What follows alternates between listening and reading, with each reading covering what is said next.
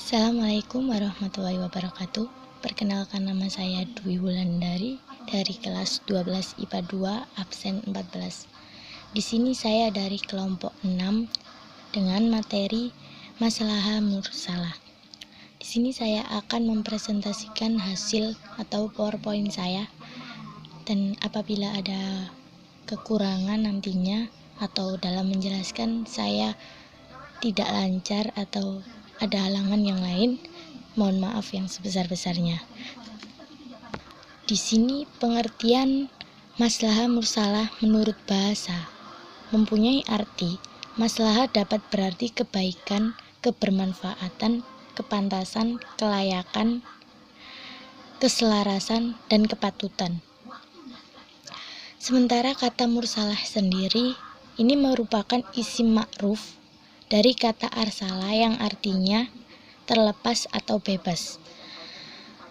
Dengan demikian, kedua kata tersebut disatukan yang mempunyai arti terlepas atau terbebas dari keterangan yang menunjukkan boleh atau tidak bolehnya dilakukan. Dan kemudian, menurut Abdul Wahab Khalaf, arti dari maslahah mursalah di sini adalah masalah yang tidak ada dalil syara' datang untuk mengajuinya dan menolaknya. Kemudian setelah pengertian, di sini saya akan menjelaskan ulama-ulama yang menerima ataupun menolak maslahah mursalah ini sebagai sumber hukum. Di sini saya akan menjelaskan 3 tokoh. Yang pertama, jumhur ulama. Jumhur ulama ini menolak maslahah mursalah untuk dijadikan sebagai sumber hukum. Dan yang kedua ada Imam Malik. Imam Malik ini memperbolehkan berpegang pada maslahah mursalah. Terus yang ketiga ini menurut Ibnu Burhan, ini adalah pendapat Imam Syafi'i. Beliau ini mengemukakan sebagai berikut.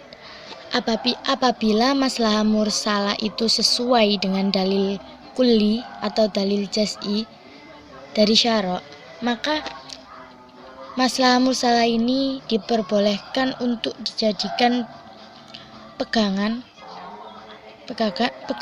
atau dijadikan sumber hukum.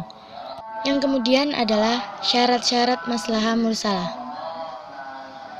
Di sini para ulama ini berpendapat maslahah mursalah sebagai sumber hukum hati-hati dalam menggunakannya, sehingga tidak memberikan peluang penetapan hukum berdasarkan hawa nafsu. Karena itu, ulama memberikan syarat bagi orang-orang yang berpegang pada maslahah mursalah. Jadi di sini ulama itu nggak membiarkan semua orang menggunakan maslahah mursalah ini. Ulama ini memberikan syarat-syarat, yaitu sebagai berikut. Yang pertama, maslahah itu harus jelas dan pasti, bukan hanya berdasarkan anggapan atau pikiran yang dimaksudkan. Penetapan hukum itu benar-benar membawa manfaat atau menolak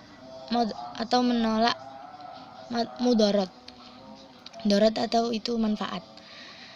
Yang kedua, maslahah itu bersifat umum, bukan untuk kepentingan pribadi.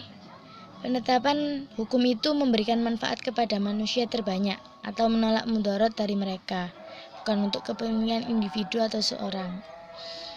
Yang ketiga, hukum ini ditetapkan berdasarkan maslahah yang tidak bertentangan dengan hukum atau prinsip yang telah ditetapkan dengan nas atau ijma'. Nah, di sini karena materinya sedikit, jadi penjelasan saya cuma sedikit. Nanti kalau apabila ada kata-kata atau penjelasan yang kurang jelas, saya mohon maaf yang sebesar-besarnya. Di sini kita sama-sama belajar, sama-sama sharing. Saya hanya menjelaskan apa yang ada di pikiran saya dan dibantu dengan materi dari guru saya. Jadi sekian dari saya. Apabila ada kekurangan atau ada kata-kata yang tidak berkenan di hati kalian semua, saya mohon maaf yang sebesar-besarnya. Terima kasih, semoga bermanfaat. Dan saya akhiri, kurang lebihnya mohon maaf. Wabillahi taufiq wal hidayah wa ridha wal inayah. Assalamualaikum warahmatullahi wabarakatuh. Terima kasih sudah menonton.